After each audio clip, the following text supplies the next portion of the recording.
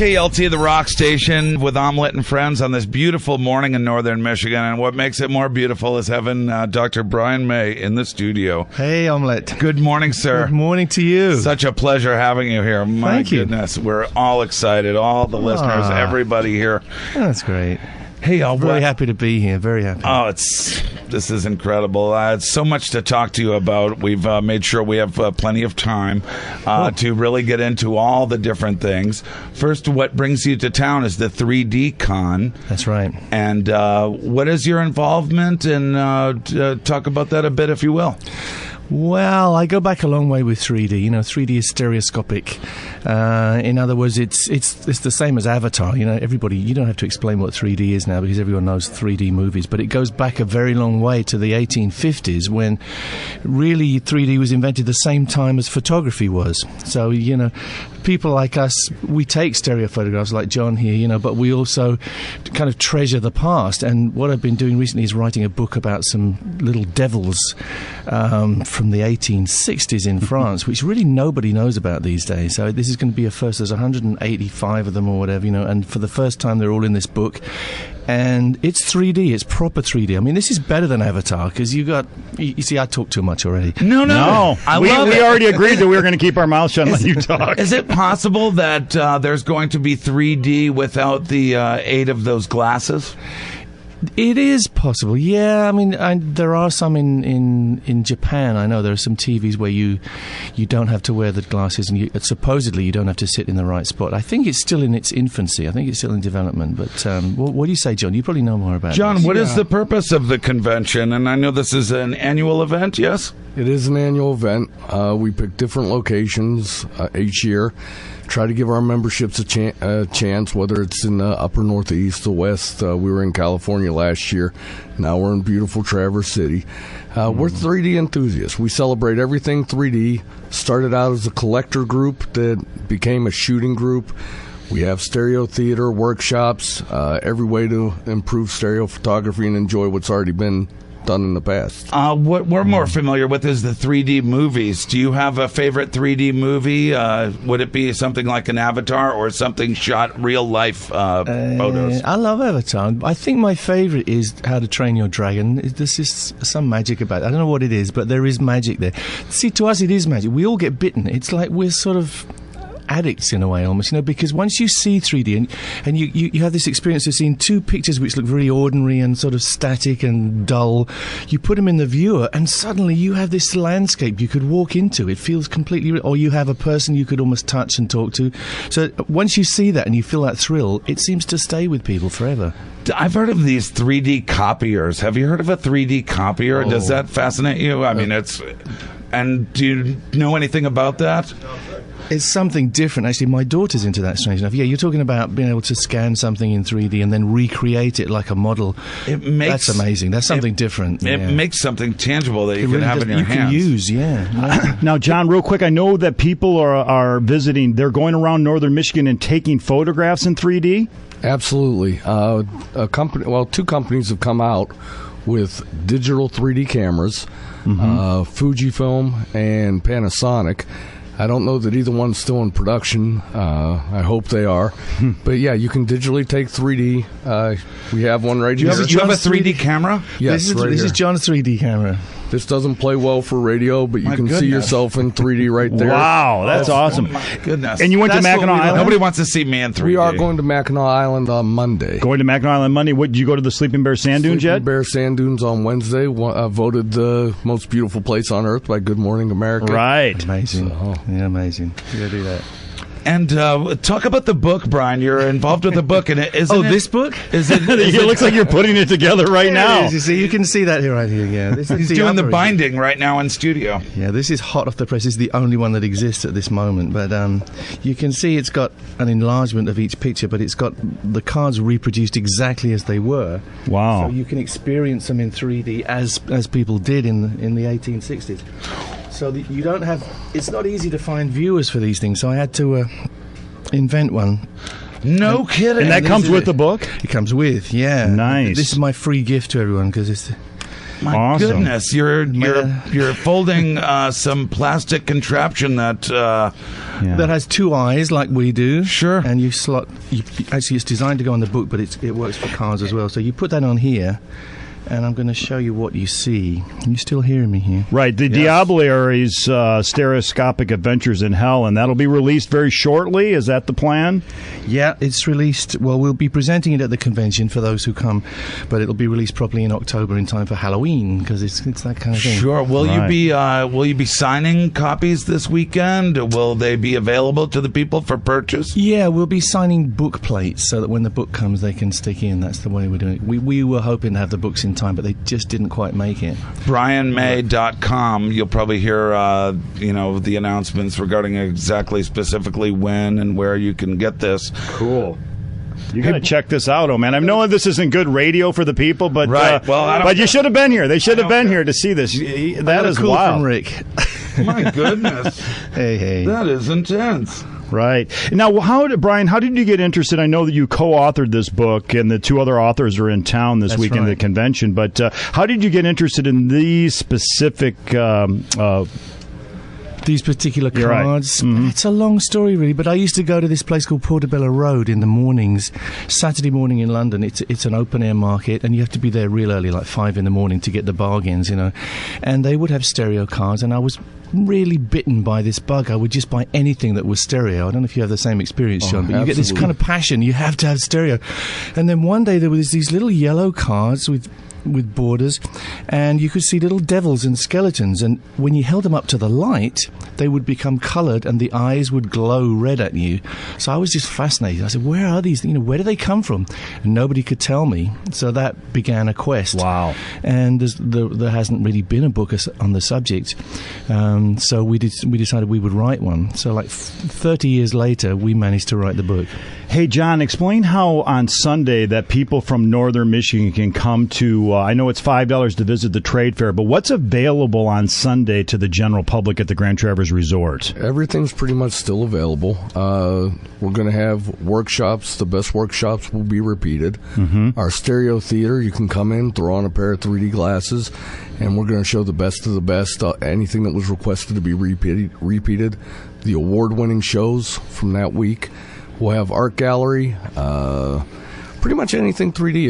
If you're interested in stereo cards, stereo views, the old school, we have them. Wow. If you want to see something new, you're going to see cutting edge 3D video shorts. And it's $5 the trade fair, right? To get into the trade fair. And what's at the trade fair? Like, will you be at the trade fair, Brian? I'll be everywhere. Yeah, you'll be everywhere. How long are you in town for? Just 3 days, I think it is. But I'm speaking. We're presenting the Diableries on Saturday night. Correct. Right? So come Saturday night if you want to see. And we project them in 3D. So you can see them in 3D in the book. But if you come on Saturday night, you can see a 3D presentation on the screen. So it's not exactly Avatar, but I wanted to thank you for your involvement in animals and being an animal rights activist. And I wanted to ask you about the recent platform, which is speaking out against the culling of the badgers in England because of bovine tuberculosis. That's right. We have and I know that in one of your speeches in England, you mentioned Michigan, and we have a tuberculosis issue, which they are trying to correct the problem by sometimes banning bait piles during hunting because I guess the tuberculosis is spread through saliva when the deer eat together. What do you know about... first of all, you're trying to prevent the killing of 100,000 badgers. That's right. And that is a very noble cause and one that we totally support you on. Thank you.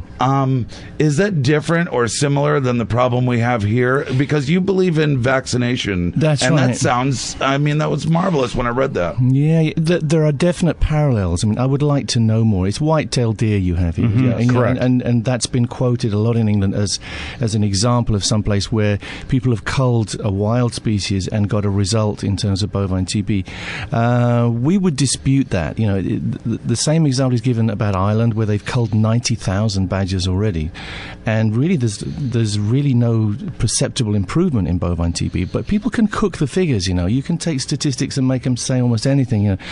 So you know, our thing is really killing is not the answer, because basically it's always going to come back. You can never eradicate a disease by killing populations. The only way you can eradicate a disease, same as in humans, is by vaccination and a few other careful, you know, being careful, being sensible, you know, in like hygiene and not moving cattle around, for instance, to spread the disease. And would you vaccinate the actual cows, or was it, the badgers themselves? Yeah, we're already vaccinating badgers. We're helping farmers to vaccinate badgers, the farmers who are kind of on our side with this. But the real thing, you know, the holy grail is to vaccinate your cows, and we're not allowed to at the moment. That's the strange thing. We have a vaccine which works. We have a DIVA test, which kind of complicated, but that allows you to distinguish between a vaccinated animal and an animal that actually has the disease. We have it already, but Europe requires us to prove it for a period of about 10 years. So what's happened is everyone's saying, oh, this is too long to wait, we have to do something now. But the thing they're doing now is liable to make it worse rather than better, you know. Dr. Brian May is in the studio. We're so honored to have you, sir. Thank you. And, you should get me... I'm sorry? You shouldn't get me started because I don't have an off switch. No, we like the on switch. We have plenty of time, and in fact, we're going to get to so many different subjects, and we'll pick your brain as much as we can in the next 20 minutes, half hour, if that's okay. That's right. You know what? If anyone can tell me about the white-tailed deer and TB, you know, who has a view, I'd love to hear from them. You know, if you want to write, I'll get Dr. Jeff on the line right now. I would love to talk about it and learn. You know, I'm open. to learning. we have one of the leading authorities. He's a friend of our show, and he lives here in northern Michigan. And we're gonna take a quick break and come right back. We have some organic porridge for you with wonderful local dried cherries. Oh, you gotta have cherries here. Northern Michigan is the cherry capital of the world. This I know. We have some beautiful. Have you ever been to northern Michigan before? No, this is great. Yours is becoming a wine capital, aren't you? I know. Oh yeah, we have wine for you too. Oh, well, not right now. I mean, for later tonight. You're probably going to be entertaining in your room. I see there's open rooms there where you can go and visit, and people have displays in their rooms. Not the hotel rooms, the convention rooms. Right. No, the hotel rooms. A lot of people do that too, though. But the hotel room rooms. Hopping. Yeah, the room hopping is. We're going to open up the rooms like it's going to be a floor of like the Led Zeppelin. Yeah, Brian hotel. May's in room 1163. Hey, joking. There's people that have been calling that have proof that you were at least in Saginaw playing a concert years ago. Oh yeah. Hey, want to talk some rock and roll when we come back? Brian May is in the studio. Beautiful morning in northern Michigan, and we're so honored to have. Get on your bikes and ride! Brian May, Rock and Roll Hall of Famer, in studio. He's in town for the 3D Con. If you want more information on that, happening at the Grand Traverse Resort, go to 3d-con.com. And Brian May's Twitter, Dr. Brian May, at Dr. Brian May on the great Twitter. Do you do your own tweeting? I do, yeah. I haven't been doing too much the last few days. If you get really busy, you're too busy to tweet, aren't you? Right. So you tweet yourself. You don't have I don't have anybody tweeting. Your people. There is another tweet. I mean, my web lady does tweeting as well. I think that's called brianmay.com or something. I don't know. You know. Right. But at Dr. Brian May is me. Yeah. And I don't do it. I don't do it habitually. I don't do it because I only do it when I feel I want to. You know? I found it incredible to know that you and your father built Red, your guitar. That's right. And you kind of you got a PhD in astrophysics. I do. It's a strange combination, isn't it? Yeah. I'm a fragmented person. Early in your career, your father was not supportive of your rock and roll because he wanted you to complete your schooling, and you made a decision, and against his wishes, you went and eventually won him over. But how did the guitar making come together, seeing that he wasn't supportive initially? It's a good question. And it's a strange irony because, he spent 2 years making my guitar with me and being incredibly supportive about everything. It's just that he saw it as a hobby. You know, he said, you've got to keep a proper job. You know, playing music is not a proper job. You know, so he was horrified that I was going to go off and play guitar and be be a pop star or whatever, so. Which, as a dad, you could understand. Yeah, I could understand, but it was tough, we didn't speak hardly for a year or so, which is awful, because, and my mum had a nervous breakdown because of it. It was just, it's kind of destroyed the family for a while. And then one day we played Madison Square Garden, and I flew my mum and dad over. Wow. On the Concorde, and put them in a hotel and said, order room service, we're famous, which we weren't. But, Well, when you're playing Madison Square Garden, you're pretty darn famous. It was coming on, but my dad afterwards shook my hand and he said, okay, I get it. And that for me was a big thing, because you want the approval of your parents, don't you? Was that when you were playing with Mata Hoople? No, that was after that. No, that was our own show. Yeah. Wow. Yeah. And then when he saw the success, he was actually making these charts of your album sales. He got and stuff, into it. Yeah, he did, which is great. Yeah. So we came back together really well towards the end of his life. And his life didn't go on too long after that, sadly. So he's one of these people who always wanted to retire and have his hobbies. And then when he did retire, somehow he lost the thread of his life, and the hobbies didn't seem so important. So it's a lesson to me. I think, keep busy, keep productive, and keep in the flow. What is astrophysics, and could you teach us something about it? Astrophysics is just the modern name for astronomy, really. It's knowing about the universe. But there are other branches of astronomy now. So, there's sort of astrochemistry and astrobiology. Astrophysics is the pure study of the bodies in the first of all in the solar system, and then in the local galaxy, Milky Way galaxy, and then in the universe as a whole. Hey, do you have a telescope, and do you get excited when certain things happen? Like in November, we're supposed to get a huge light show out there. I don't know if you've heard of this, but it seems every few weeks they have something that we're not going to see for another 600 years. Well, the unfortunate thing is people get their expectations raised. You get people on the internet saying, oh, Mars is going to be as big as the moon, which is not true, sadly. Mars ain't ever going to look as big as the moon in our sky. But people get excited and then they get disappointed. The best thing is to have realistic expectations and go someplace where you can actually see the stars. Now, I think here you're okay, aren't you? Oh, absolutely. I mean, I have a telescope on my roof in town in London, and I can only just see the main constellations. The light pollution is so awful. We have northern lights here, which are incredible. Well, that's wonderful. We're that far away from the... Beautiful. I have an astrophysics question that came in from one of our people. It's Dr. May. We're interested in your thoughts about the discovery of the Higgs boson particle. Higgs boson, yeah. Well, it's not my area. It's more the area of Brian Cox, who's a modern communicator in England. He's a particle physicist. Yeah, I'm interested in it. I probably don't understand it any better than you do, who's asking the question, but it's a fundamental particle, and we believe that it's one of the particles which was around in those first micro instants of creation in the Big Bang. So the study, if we can find the Higgs boson, it confirms a theory about the way matter is constructed, but more than that, you'd have to ask someone else. Okay. I'm sorry to jump around and right into rock and roll, but what is one of your favorite memories of your career thus far? Could it be Live Aid? Could it be the Rock and Roll Hall of Fame? Could it be Buckingham Palace? The start of the Olympics? There's a lot to choose from. It might be any of those. Probably on the top of Buckingham Palace is the thing which kind of defined a moment in my life more than anything else, because you have to face fear to do those kind of things. You're totally alone in something like that, and it's a one-off. It has to be totally live, and of course you can make the biggest idiot of yourself in history in front of 1 billion people, and there would be no way back. So it kind of brought me back to my higher power, if you know what I mean. You can prepare, but there are so many things that could go wrong. You have to just surrender and say, okay, I will pray from this point on. Right. Dr. Brian May in the studio, the guitarist of Queen, in town for the 3D Con convention. And you can get more information by going to 3dcon.com. And Sunday, open to the public, $5 to get in. A lot of cool stuff there. You'll be speaking on Saturday night, but that's just for registered convention attendees. So. Yeah, but it only costs how much to be registered? $35. Hey, $35? Correct. Drop in the bucket. And John, real quick before we talk to Brian more about music, there's an association, the National Stereoscopic Association, and is there like an annual membership fee for that?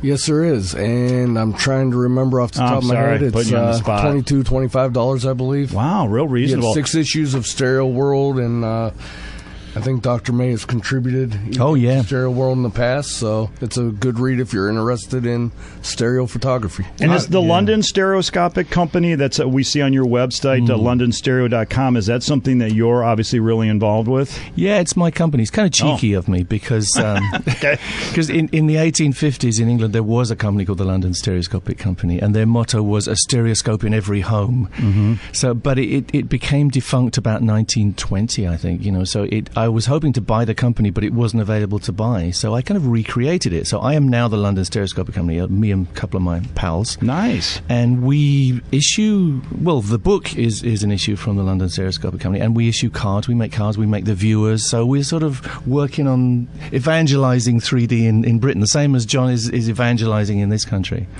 Awesome.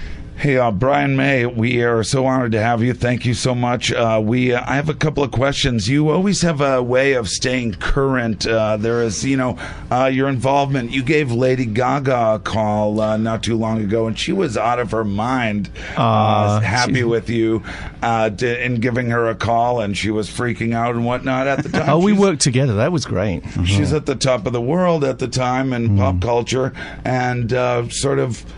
what was that like, and how did it initiate? I mean, we're not a Lady Gaga station by any means, but also with Adam Lambert that you worked with, and he joined Queen for a while.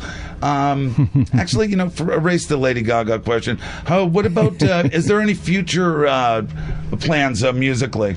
We keep in touch with Adam for sure, and there's always the possibility we could do more. That worked out really well. We just did a few dates with Adam, but boy, that guy is an amazing musician, an amazing instrument that he has. It's unique, and I'm sure if Freddie was around, he'd be like, whoa, that is a serious singer. And he's a nice guy, he doesn't have any kind of starriness about him. It's very important. People you work with, you have to like. You have to get on with them, and he was really easy to work with. Yeah, he's a really good man, And the time with Paul Rogers, that also was amazing, because Paul was a hero of us. There's, in a sense, Adam is from the generation following, but Paul is almost from the generation before, because he was a star when we were kids.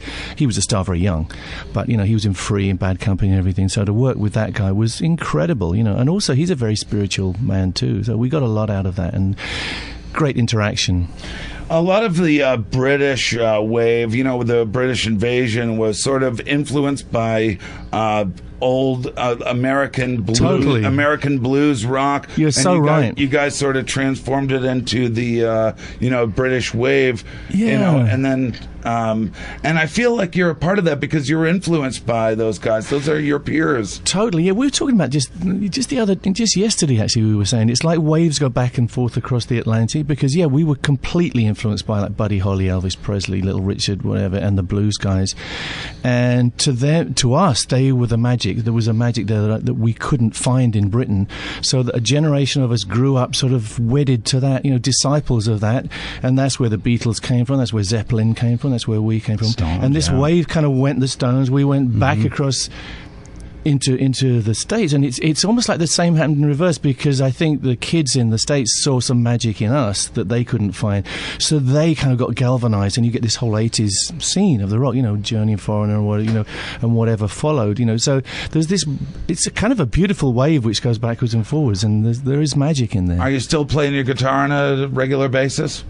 Oh yeah, I have a guitar here. I don't have the Red Special here, which is unusual, but I'm traveling on my own completely. And you said your last stop was North Dakota. You have a home in L.A., and so L.A. and London, I would imagine. Yeah, that's right, yeah. And how often do you get back and forth? How does that go? Not as often as I would like. I do have the little house in Los Angeles, which is on the flat part, but my kids love it. A lot of my time with my kids was spent there, and we just, we used to do the California things, which again is kind of magical for English kids. Hey, I know you have coffee. We have some porridge here and a smoothie. Would you like to laugh a bit and listen to something while you take a sip? Okay. Our guy who makes funny songs in the other room he did a parody song on a Queen talking about your animal rights activism. Okay. So have a laugh here. Brian May, Brian May, Brian May, he's saving badgers. Brian May,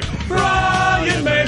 Brian May. He wants to save the Badgers' lives from tuberculosis. He's got a PhD and he's an astrophysicist. You say dumb, I say smart. You say butt, I say fart. You say die, I say pray, man. This guy's a friggin' genius and he don't like the voice. You say go, I say bye. You say dog, give me a cat. You said what? I said, huh?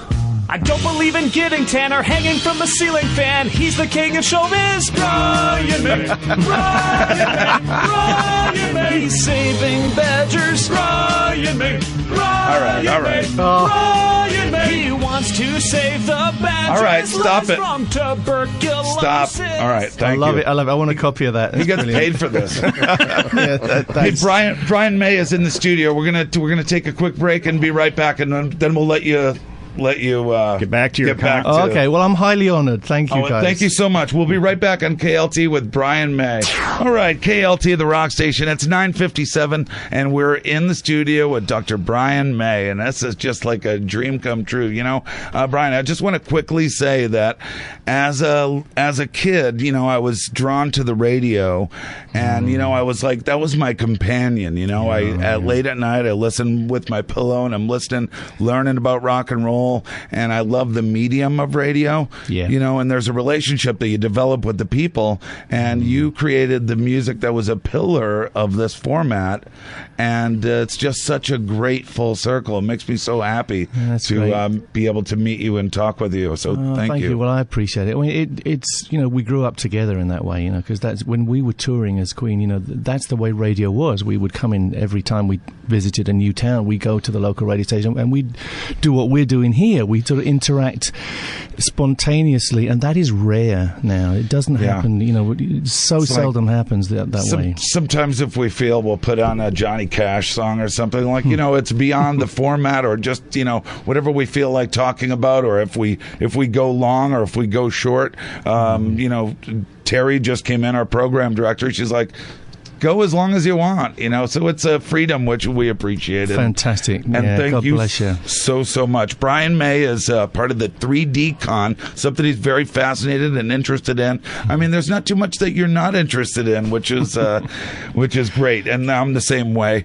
We're going to take a phone call from one of my favorite guitarists. Steve Marchena is on the line. Good morning, Steve. From Boston. Wow. Amazing. I grew up with him. Hey, good morning. Say hello to Brian May. Morning, Brian. Hey, Steve. Good morning. Great to hear from you Today? I'm good. The sun is shining, and it's a beautiful place that I never would have got to if it weren't for a gentleman who's sitting next to me. Thanks, John. Very well. It's beautiful. Traverse City is so beautiful. Oh, it's fantastic. It really is, yeah. So, Brian, I just had a couple questions for you real quick. One is, do you remember in the 1970s the Viewmaster? Oh, yeah. Yeah, well, you made me think about that with the 3D viewers. I think they were trying to make that pretty popular for the people and everything. Oh, yeah. But they...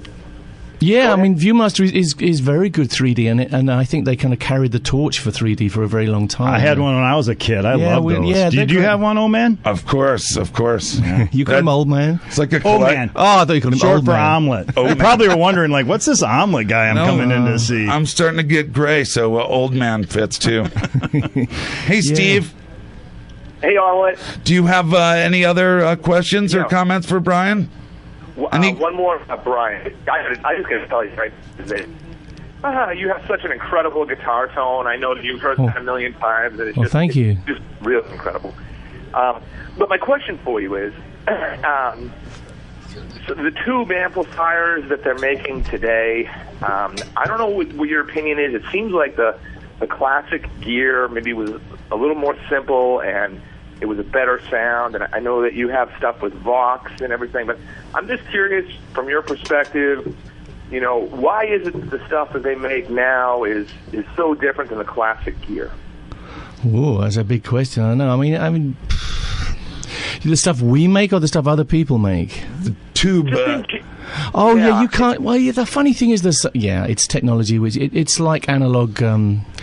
images, if you like. Analog sound is something amazing because we are analog creatures, and now everything's become digital, but digital is an approximation to an analog signal. So those old tube amplifiers, which we call valve amplifiers, are something completely different. They're sort of organic things. They almost link into your body, and there's lots of digital technology which can emulate that, but it never quite gets there, in my opinion. If you plug into an old amp, an old Vox amp or whatever, and you have the right situation with it, you drive it hard, that thing is going to sing. It just sings. It's like a voice, and there's nothing like that in digital. That's right. That's wow. And then just one more technical thing, Brian.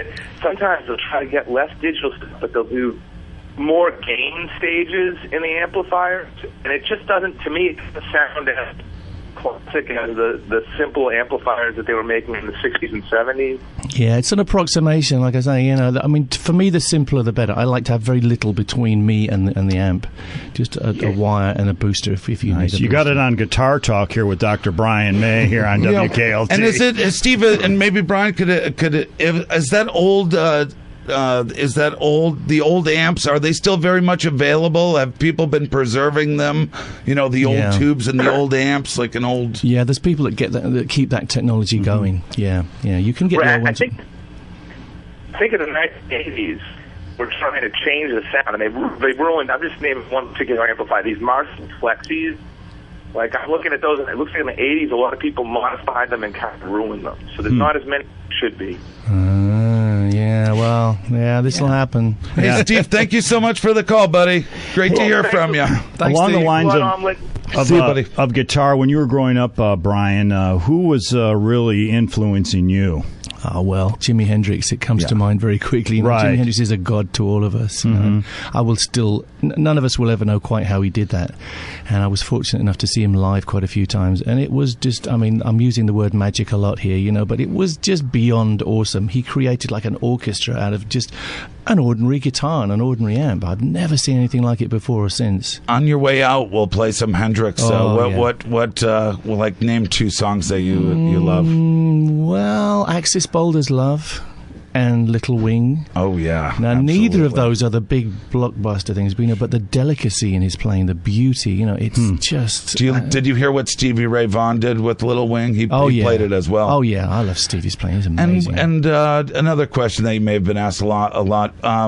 Who are some of your more memorable collaborations, the people that you've played guitar with, what are some of your favorites? You probably played with Eric Clapton. I've been so lucky. That's the great perk of being a sort of rock star in inverted commas. You get to play with your heroes, and it's incredible. I've played with Eric quite a bit, and I remember we played at the Prince's Trust, which is the Prince Charles's charity, a number of years ago at the Albert Hall, and we were playing with Joe Cocker and doing a little help from my friends, and I'm standing next to Eric Clapton thinking...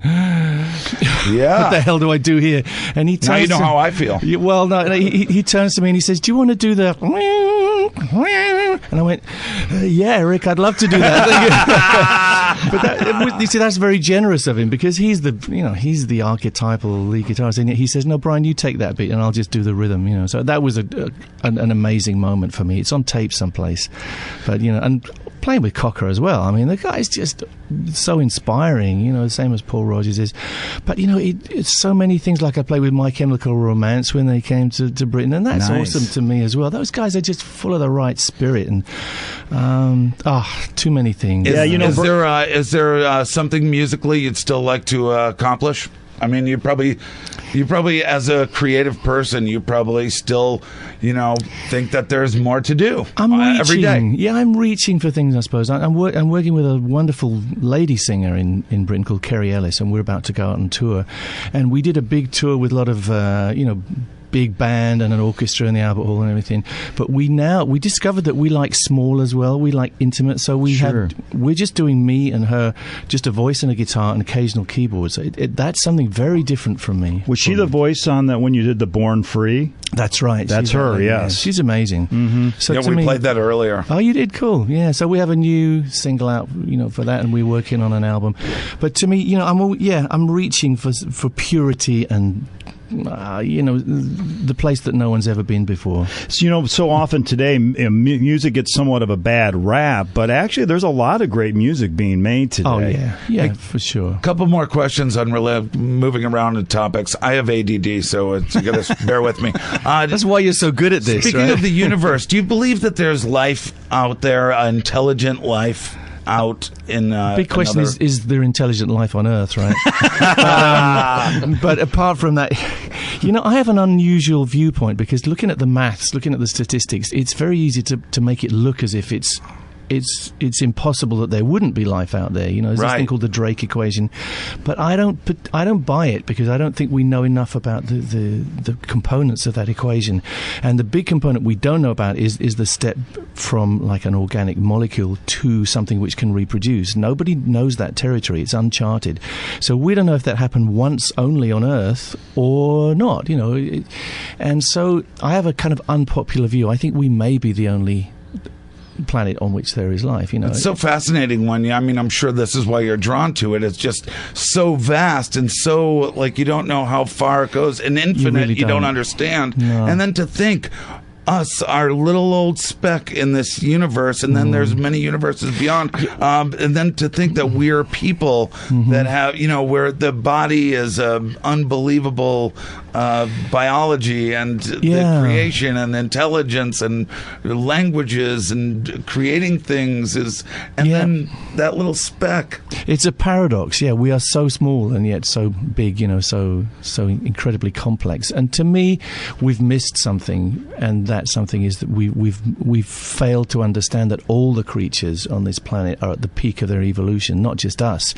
And because we as a species are covering the planet with concrete and destroying everyone else's habitat, we are missing the fact that all life is precious on this earth. What do you think we need to do that's very important to change, or to stop doing something, or to do more of something? I think we have to stop regarding ourselves as the only important creature on the planet. I think it's vital, and astronomy teaches us, because we used to think that that the Earth was at the center of the universe. That was believed for 1,000 years after Ptolemy said so. And gradually we discovered we're not at the center even of our own solar system. The solar system is not at the center of the Milky Way. It's in a backwater of the Milky Way. The Milky Way is not at the center of the rest of the galaxies in the universe. So the lesson is clear. We are not as important as we think we are. You co-authored earlier this year Bang, the Complete History of the Universe, and does this get you into some verbal conflicts with religious people? Is it the same? Because you do believe in God, I read. A God, some sort of... Yeah, something. That's right. Yeah, to me, I don't get into it in a sense, because my feeling is that science and religion should be separate. There's a point where they interact in the middle somewhere, but basically science does not have a lot to say about religion, and anyone who tells you it does, I think, is missing the point. And I don't think religion has a lot to say about science. They're two separate territories which have a shoreline where they meet. But, I don't like to hear scientists saying, we can prove there isn't a God. They can't. Science is about evidence. There is no evidence that there is no God. So shut up. And you get it the other way. You get people who are, have religious theories or whatever and think they can kind of tell scientists, but that's not going to work either. So to me, it's about respect. You have to understand there's an area where you talk about spiritual things, and there's an area where you talk about physical things, and to me, the two can help each other, but they can't infiltrate into each other's territory. Well, Brian, you're a man of peace. You're a man of love. Try. You're a guy that's a great ambassador for rock and roll, and you make us think, and you inspire us, and that's probably, that's a big thank you on behalf of everyone listening. I'm very honored, Mr. Omelette. Thank you very much. Mr. Omelette. Mr. Rick. Mr. Omelette. And Mr. Hey, Rick. Dr. Brian May, let's get you back to your regularly scheduled We'll do things. 3D, John, yeah? We'll go do 3D. Yeah. 3D Con. Check out the website. It's at the Grand Traverse Resort right down the road here. Brian May is in town for the weekend. I hope you have a lovely time here. I really do. We sure will. Thank you. And John, thank you so much. Thank you. 3d-con.com if you want to read about it before you go. And again, Sunday's open to the public, $5. See all the exhibits. And get your 3D on. There you go. Have fun. All right, Thank you. Thank you so much. Thanks, guys. All right, Brian May, thank you so much for your time.